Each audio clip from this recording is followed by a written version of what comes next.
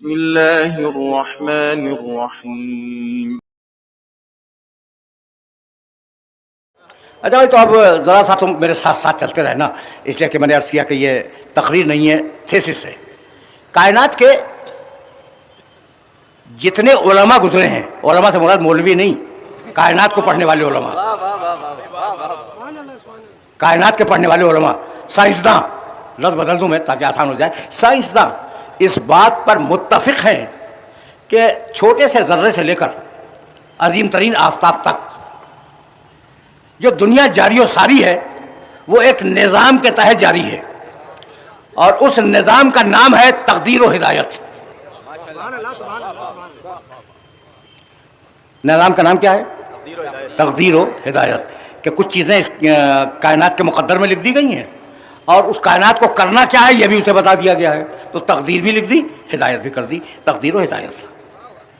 اسے بڑا واضح کیا حضرت موسیٰ علیہ السلام نے جب ہارون علیہ السلام کے ساتھ تشریف لے گئے فرعون کے دربار میں، اور کہا کہ ہم رسول ہیں اور اللہ نے ہمیں بھیجا ہے تمہارے پاس۔ اللہ نے بھیجا، رب نے۔ کہنے لگا فمن ربکما یا موسیٰ، موسیٰ یہ تمہارا رب ہے کون؟ اب موسیٰ نے جواب دیا ربنا الذی اعطی کل شیء خلقہ ثم ہدی، میرا رب وہ ہے جس نے ہر شے کو تخلیق عطا کی اور پھر اس کی ہدایت کر دی۔ آرام آرام سے سنتے رہیے گا۔ تخلیق، ہر شے کو اس کی تخلیق عطا کی اور پھر اس کی ہدایت کر دی، ہے نا؟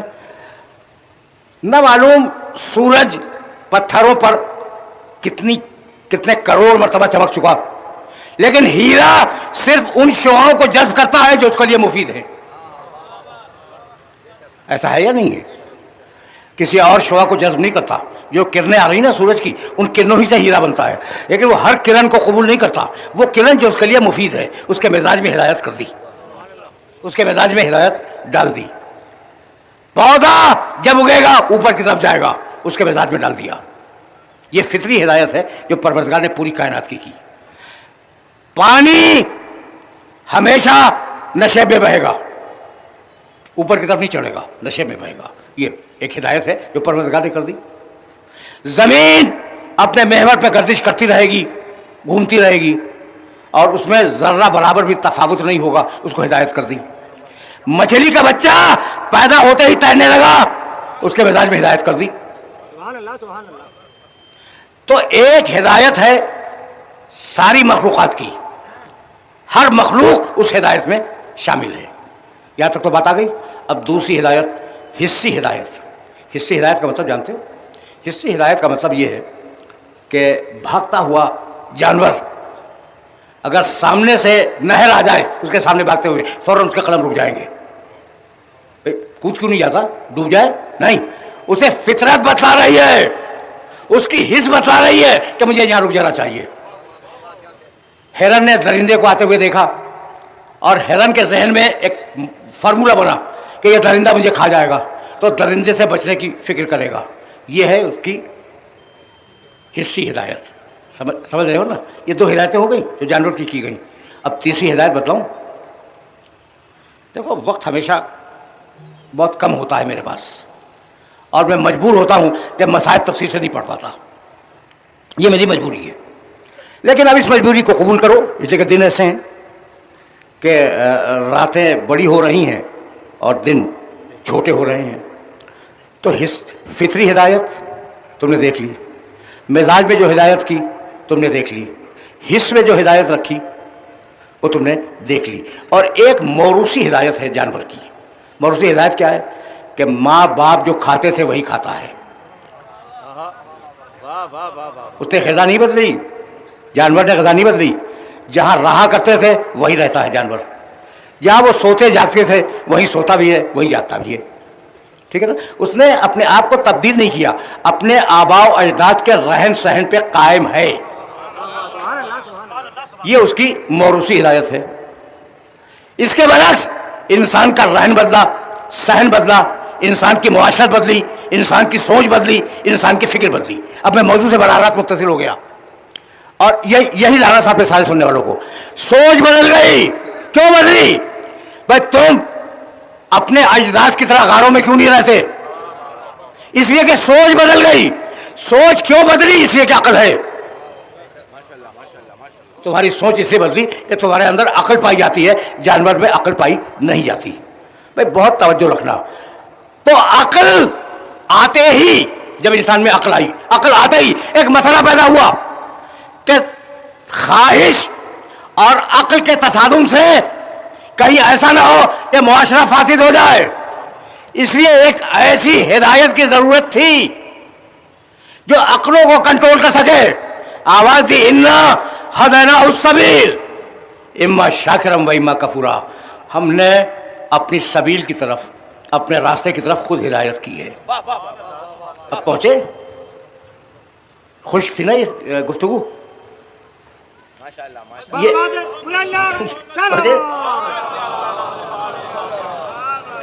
اب ظاہر ہے کہ یہ میرے تھیسس کا جز ہے. تو اب انا ہدیناہ السبیل, ہم نے راستے کی ہدایت کر دی. ایک یہ سورہ دہر میں ہے.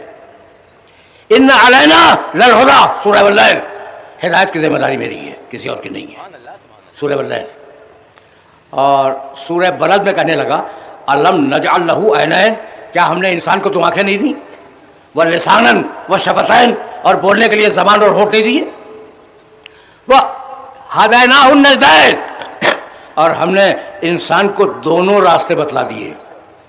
جانوروں کو جو راستے بتلائے تھے وہ ایک ایک تھے, انسان کو جو بتلائے دونوں, یعنی خیر کا راستہ بھی بتلا دیا, شر کا راستہ بھی بتلا دیا. کیوں؟ اس لیے کہ انسان کا امتحان لینا تھا. انسان کا امتحان لینا تھا. اگر یہاں تک میرے ساتھ آ گئے اور میرے اس تھیسر کو قبول کر رہے ہو, تو اب یہاں میرے مولا امیر المومنین علیہ الصلوۃ والسلام کا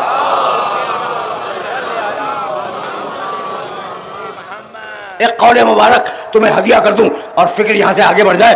یقیناً موضوع کے تقاضے کو پورا ہونا ہے اور بات کو ذرا مشکل بھی ہونا ہے, لیکن بہت زیادہ مشکل نہیں ہونا ہے.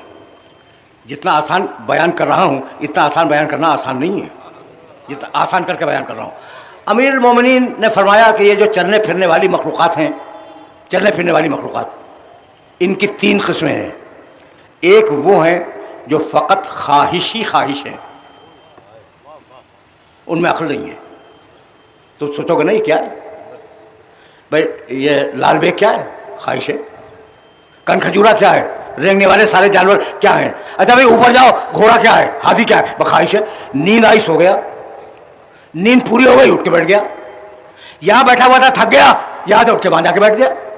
وہاں تھک گیا, کسی اور جگہ جا کے بیٹھ گیا. کہیں سے آپ نے دھتکار دیا, وہ کہیں اور دور چلا گیا. بھائی یہی ہے نا. تو جانور اپنی خواہش کا پابند ہے, جہاں سے چاہے اٹھے اور جہاں چاہے بیٹھ جائے.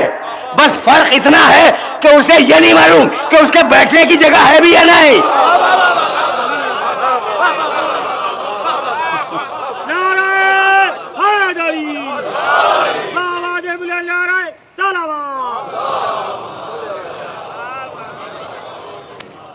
ایسا ہے نا.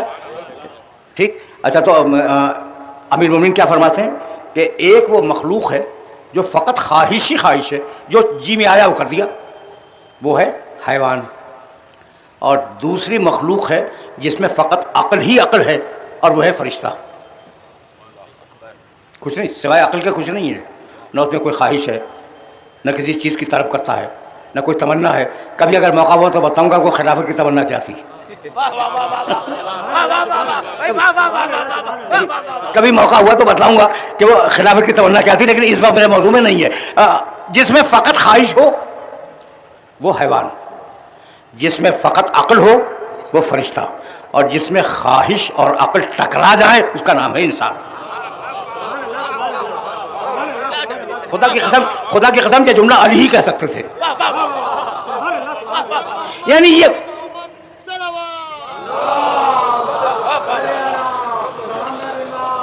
یعنی میں نے یہ جملہ کیوں کہا کہ یہ علی ہی کہہ سکتے تھے؟ اس لیے کہ یہ جملہ وہ کہہ سکتا ہے جو کائنات کی خلقت کا گواہ ہو. اور کسی کے بات کی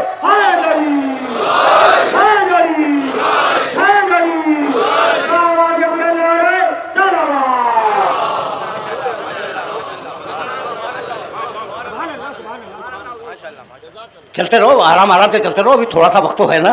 اچھا بھائی جب تھوڑا سا وقت ہے تو ایک وہ مخلوق جو فقط خواہش ہی خواہش یعنی جانور، دوسری وہ مخلوق جو فقط عقل ہی عقل یعنی فرشتہ، تیسری وہ مخلوق جس میں عقل بھی ہے خواہش بھی ہے. ٹھیک ہے نا، وہ انسان. تو عقل اور خواہش کا تصادم ہے انسان میں. اب اگر انسان اپنی خواہش کو کچل دے تو فرشتہ زیادہ ہے جانور کم.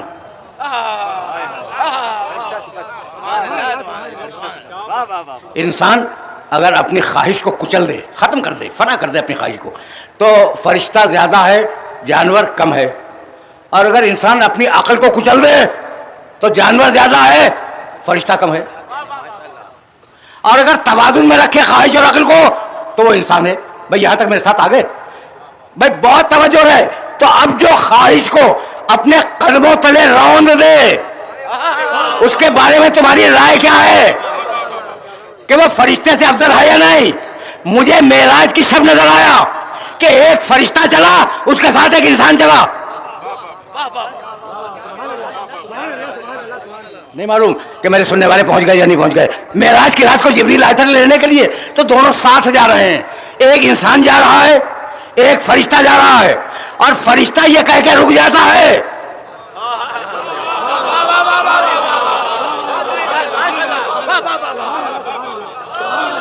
فرشتہ یہ کہہ کے رک جاتا ہے کہ یا رسول اللہ لو دنوت انمولتن لا احترقت، اگر ایک سرے انگشت بھی آگے بڑھ جاؤں تو میں جل جاؤں گا، تو مجھے میری حد میں رہنے دیں. شرافت یہی ہے کہ انسان اپنی حد میں رہے.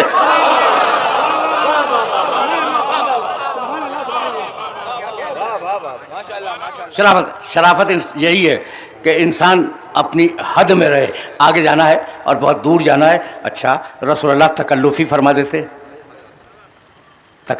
دیتے کہ جبریل آؤ میرے ساتھ کچھ نہیں ہوگا.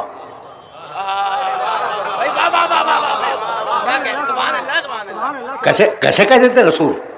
جبریل علیہ السلام فرما رہے ہیں کہ اگر میں ذرا سا بھی بڑھ جاؤں تو میں جل جاؤں گا. ساتھ ہے، سب ہوں گے مکے مدینے کے ساتھی.